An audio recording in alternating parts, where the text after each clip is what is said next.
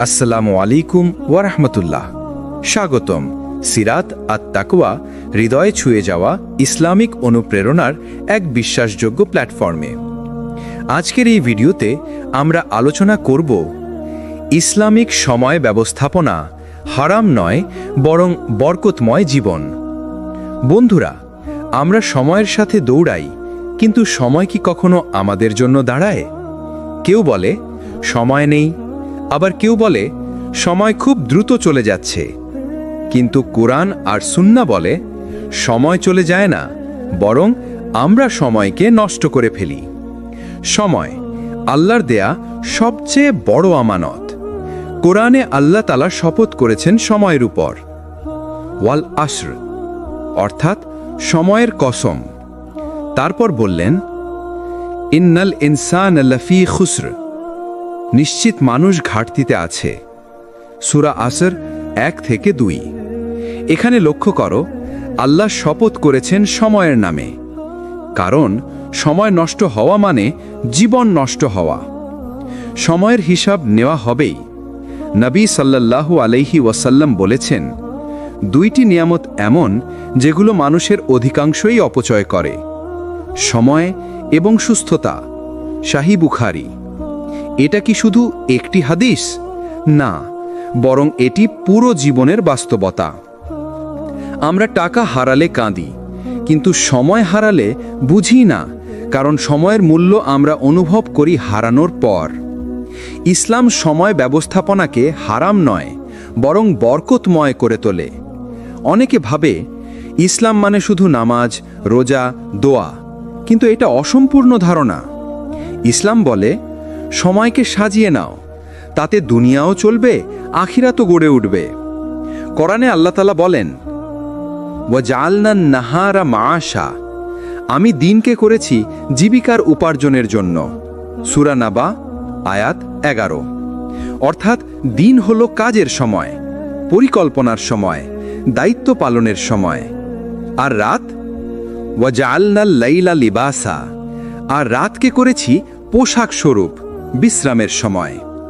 দেখো, এখানেও সময়ের বিভাগ আছে, কাজের সময় ও বিশ্রামের সময়। সময়ের মূল্য যারা বোঝে, আল্লাহ তাদের জীবনে বরকত দেন। ইমাম শাফেঈ রাহিমাহুল্লাহ বলতেন, সময় একটি তলোয়ারের মতো, তুমি যদি এটাকে না কাটো, এটা তোমাকে কেটে ফেলবে। মুমিনের জীবন দুভাগে চলে, প্রয়োজনীয় কাজে সময়, উপকারী কাজে সময়। যে মুসলমান সময়কে ইবাদতের অংশ মনে করে, আল্লাহ তার কাজকে এত দ্রুততায় সম্পন্ন করেন যে মানুষ ভাবে এ কিভাবে সম্ভব। এটাই বরকত। বরকত মানে নয় বেশি সময় পাওয়া, বরং কম সময়ে বেশি ফল পাওয়া। তোমার সময় কোথায় যাচ্ছে জানো কি? আজকে আমরা ঘন্টার পর ঘন্টা সোশ্যাল মিডিয়া, ড্রামা, গান, গেম, উদ্দেশ্যহীন সময় নষ্ট। আর শেষে বলি জীবনে বরকত নেই। বরকত থাকবে কিভাবে যখন সময় আল্লাহর পথে ব্যয় হচ্ছে না? কোরআনে আল্লাহ সতর্ক করেছেন, ওয়ালা তুসরিফু ইন্নাহু লা ইউহিব্বুল মুসরিফিন, অতিরিক্ত ব্যয় করো না, নিশ্চয় আল্লাহ অপচয়কারীদের ভালোবাসেন না। সূরা আল আরাফ আয়াত 31।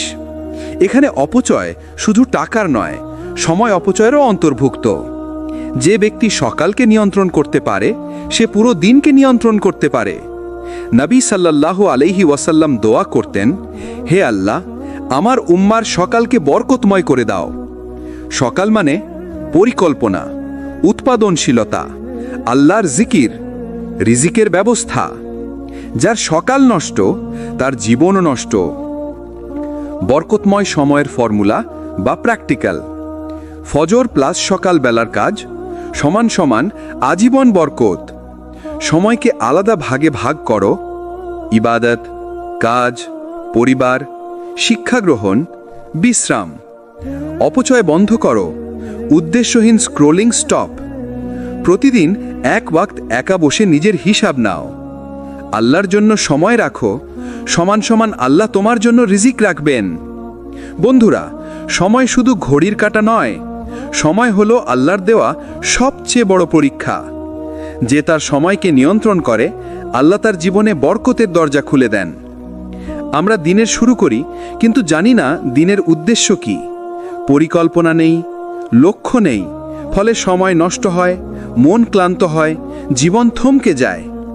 কোরআনে আল্লাহ তাআলা বলেন, আফা হাসিবতুম আন্নামা খালাকনাকুম আবাসান, তোমরা কি ভেবেছ আমি তোমাদের অহেতুক সৃষ্টি করেছি? সূরা আল মুমিনুন 115। দিন শুরু করো উদ্দেশ্য ঠিক করে। আজ কি শিখবে, কি কাজ শেষ করবে, কোন পাপ থেকে বাঁচবে, কোন খেয়াল পালন করবে। কারণ 2, সময়ের প্রতি গাফিলতি বা অবহেলা। গাফিলতি এমন এক রোগ যা মানুষকে ধীরে ধীরে অদৃশ্যভাবে ধ্বংস করে দেয়। কোরআন সতর্ক করে, ওয়ালা তাকুনু কাল্লাযিনা নাসুল্লাহা ফাআনসাহুম আনফুসাহুম, তোমরা তাদের মতো হয়ো না যারা আল্লাহকে ভুলে গেল, ফলে আল্লাহ তাদের নিজেদেরই ভুলিয়ে দিলেন। সূরা হাশর 19। দিনে 5 ওয়াক্ত নামাজ, এইটাই পুরো দিনের টাইম ম্যানেজমেন্টের মূল কাঠামো। কারণ 3, মোবাইল ও সোশ্যাল মিডিয়া আসক্তি। মোবাইল হলো সময় খেকো দানব। চোখের পলকে 5 মিনিট 5 ঘন্টা হয়ে যায়। নবী সাল্লাল্লাহু আলাইহি ওয়াসাল্লাম বলেছেন, যে কথায় কোনো কল্যাণ নেই তা পরিত্যাগ করাই উত্তম। তিরমিজি। নিজেকে জিজ্ঞেস করো, আমি যে ভিডিও দেখছি এতে আখিরাতের জন্য কি লাভ? যদি উত্তর শূন্য, তাহলে সেই স্ক্রোলিং তৎক্ষণাৎ বন্ধ করো। কারণ 4, পাপের প্রতি ঝোঁক। পাপ সময় নষ্টই করে না, মনকেও ক্লান্ত করে দেয়। লেগে থাকা গুনাহ আল্লাহর বরকতে বন্ধ করে দেয়। কুরআন বলে, কাল্লা বাল রানা আলা কুলুবিহিম, বরং তাদের হৃদয়ে জমে গেছে কালিমা। সূরা মুতাফফিফিন 14। তওবা করো, পাপের জায়গা পরিবর্তন করো, নেক আমল বাড়াও, বরকত ফিরে আসবে। কারণ 5, দেরি করা। এই অভ্যাস মানুষকে ধ্বংস করে দেয় চুপিসারে। যে কাজ আজ করা যেত তাকে কালকের জন্য রেখে দেওয়া মানে নিজের জীবনকে পিছিয়ে দেওয়া। নবী সাল্লাল্লাহু আলাইহি ওয়াসাল্লাম বলেছেন, 5টি জিনিসকে 5টি আসার আগে মূল্য দাও। তার একটি হলো সময় ব্যস্ত হওয়ার আগে। হাদিস। একটি নিয়ম হলো ডু ইট নাও। যে কাজ 2 মিনিটে হয় তা এখনই শুরু করো। কারণ 6, অপ্রয়োজনীয় আলাপ ও গসিপ। ফোনে ফোনে দীর্ঘ আলাপ, মজা, অন্যের আলোচনা, এগুলো শুধু সময় শেষ করে না, পাপও বাড়ায়। কোরআনে আল্লাহ তাআলা বলেন, ওয়াকুলু লিন-নাসি হুসনান, মানুষের সাথে উত্তম কথা বলো। সূরা বাকারা 83। যে কথায় কোনো কল্যাণ নেই তা প্রতিদিন 30% কমাও। সময় বাড়বে, মনও পরিষ্কার হবে। কারণ 7, সকাল নষ্ট করা। যে সকাল নষ্ট করে সে পুরো দিন নষ্ট করে। নবী সাল্লাল্লাহু আলাইহি ওয়াসাল্লাম বলেন, সকালে আমার উম্মার জন্য বরকত রাখা হয়েছে। সমাধান, ফজরের পর 30 মিনিট কুরআন, 20 মিনিট প্ল্যানিং, 1 ঘন্টা কাজ। এই 3টি জিনিস জীবনে বিপুল পরিবর্তন এনে দেয়। বন্ধুরা, সময় নষ্ট হওয়ার 7টি কারণ আমাদের জীবনের দৈনিক শত্রু। যে এগুলো থেকে বাঁচে, আল্লাহ তার সময়কে আলোয় ভরে দেন আর রিজিককে সহজ করে দেন। যদি তুমি 5 ওয়াক্ত নামাজ ঠিক সময়ে পড়ো, তাহলে তোমার পুরো দিন স্বয়ংক্রিয়ভাবে ভাগ হয়ে যায়। কোরআন বলে, ইন্নাস সালাতা কানাত আলাল মুমিনিনা কিতাবা মাওকুতা, অর্থাৎ নামাজ মুমিনদের উপর নির্ধারিত সময়ে ফরজ। সূরা নিসা 103। অর্থাৎ সময়কে সাজানো শুরু হয় নামাজ দিয়ে। সকালকে জাগিয়ে তোলো। নবী সাল্লাল্লাহু আলাইহি ওয়াসাল্লাম দোয়া করেছেন, হে আল্লাহ, আমার উম্মার সকালকে বরকতময় করো। সকালের বরকত মানে কম সময়ে বেশি কাজ সম্পন্ন হওয়ার ক্ষমতা। ফজরের পর 1 ঘন্টা সমান অন্য সময়ের 3 ঘন্টা। 3 ভাগ নীতি। ইমাম গজ্জালি রাহমাহুল্লাহ বলেছেন, দৈনিক সময়কে 3 ভাগে ভাগ করো। ইবাদত ও আল্লাহর স্মরণ, প্রয়োজনীয় দুনিয়াবি কাজ, পরিবার প্লাস বিশ্রাম। যে এই 3 ভাগ মানে তার জীবন কখনো অগোছালো থাকে না। সময় নষ্টকারী থেকে দূরে থাকো।